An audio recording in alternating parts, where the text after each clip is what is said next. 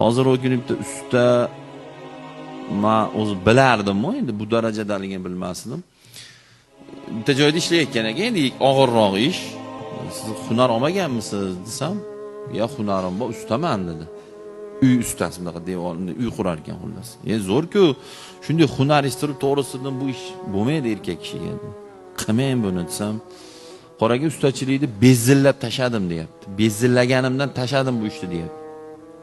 Keyin usta bo'lganimcha o'zim bilaman, ustachilik yengil kasb emas. Men o'zim devor, beton, tom, patolog, eshik, rom qilgan bolaman men. Yaxshi bilaman ustachilik qiyinligini. Qiyin bo'ldimi desam, yo'q deyapti. Ishlagan joylarimizdan haqlarimizni ololmayapmiz deyapti. Tasavvur qilyapsizmi? Hozir o'sha yerda kuniga necha pul topasiz? 100 ming, 120 ming deyapti o'sha ishda. Hisoblasam 3,5-4 million ekan desam, ha deyapti. Bu